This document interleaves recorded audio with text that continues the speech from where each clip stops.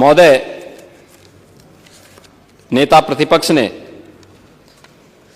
यहां पर zero poverty की भी बात की।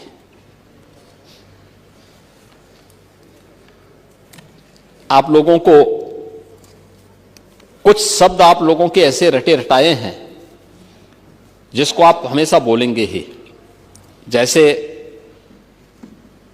यानी जो मुंह पे चांदी का चम्मच पकड़ करके पैदा हुए थे वे महाकुंभ के लिए कहते थे वीआईपी कुंभ हो गया, यही तो बोलते थे। ऐसे ही आप लोगों ने गरीबी देखी नहीं या गरीबी का उपहास करना आप लोगों ने अपना जन्मसिद्ध अधिकार समझा है, और यही कारण है कि आप लोग लगातार उन गरीबों के बारे में उनका उपहास उड़ाते थे। उनकी जो अधिकार थे, जो उनको प्राप्त होने चाहिए थे, उनको ईमानदारी के साथ उन्हें देने का काम नहीं किया। आपके अपने आप समाजवादी पार्टी की सरकारें जब भी रही, गरीबों के लिए कोई स्कीम बन नहीं पाई। लेकिन अगर भारत में मोदी जी के प्रधानमंत्री बनने के बाद उन्होंने कोई स्कीम लागू करने का प्रयास किया तो समाजवादी पार्टी की सरकार ने पहले 2.5 वर्ष में उस स्कीम को यूपी के अंदर लागू ही नहीं होने दिया। और मैं आपको बताना चाहूंगा कि वे तमाम योजनाएं ऐसी हैं जो हमें इस बात को बताती हैं कि यह स्कीम बहुत पहले लागू होनी चाहिए थी। समाजवादी पार्टी हो या कांग्रेस,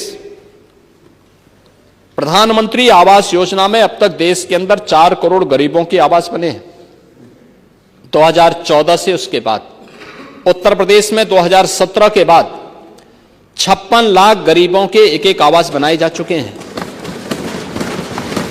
समाजवादी पार्टी की सरकार थी, 2.5 वर्ष में पहले यानी 14 से लेकर के 2017 मार्च 17 तक उन्होंने कोई प्रस्ताव नहीं भेजा, कोई मकान नहीं आवंटित किया, क्योंकि गरीब आपकी प्राथमिकता में नहीं था। स्वच्छ भारत मिशन 2 अक्टूबर 2014 से लागू हुआ। स्वच्छ भारत मिशन में अप्रैल 2017 से लेकर के अब तक हम लोगों ने 3.25 करोड़ लोगों को, 3.25 करोड़ परिवारों को एक शौचालय बना करके दिया। आप लोगों ने 2.5 वर्ष में यानी बहुत कम संख्या में टॉयलेट बनाए थे, क्योंकि आपकी प्रायोरिटी नहीं थी। आप लोगों ने कभी इसको महत्व नहीं दिया। वन्य गांवों को आजादी के बाद भी जिन्हें न्याय नहीं मिल पाया था, उन्हें मतदाता नहीं बनाया गया था, उनका शोषण होता था, उन्हें राजस्व गांव के रूप में मान्यता नहीं मिली थी, कोई स्कूल नहीं, पेयजल की व्यवस्था नहीं, राशन कार्ड की सुविधा नहीं। मुझे प्रसन्नता है कि 2017 में हमारी सरकार आई, हमने 56 से अधिक ऐसे गांवों को राजस्व गांव के रूप में मान्यता देकर के उन्हें समाज और राष्ट्र की मुख्य धारा के साथ जोड़ करके उन्हें मतदाता भी बनाया, राशन कार्ड भी दिया, सभी प्रकार की सुविधाओं से उन्हें आच्छादित करने का काम किया। भारत नेपाल बॉर्डर पर थारू जनजाति रहती है। चित्रकूट, मिर्जापुर में कोल जाति के लोग रहते हैं। भगवान राम के समय से उनका इतिहास जुड़ा हुआ है। चेरो, गोड़ और अन्य जातियां आपके सोनभद्र, मिर्जापुर, चंदौली इन जनपदों में रहती है। सहरिया बुंदेलखंड में रहती है, झांसी में, झांसी ललितपुर में। कोई स्कीम आपके पास नहीं थी।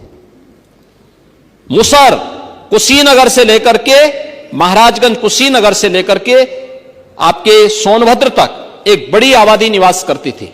हैंड टू माउथ थे, कुछ भी नहीं था, न राशन कार्ड था, न जमीन का पट्टा था, न झोपड़ी ही थी। इस युग में भी जैसे तैसे जीवन यापन कर रहे थे। और मुझे बताते हुए प्रसन्नता है कि सभी लोगों को जमीन के पट्टे देकर के एक आवास देने का काम किया गया।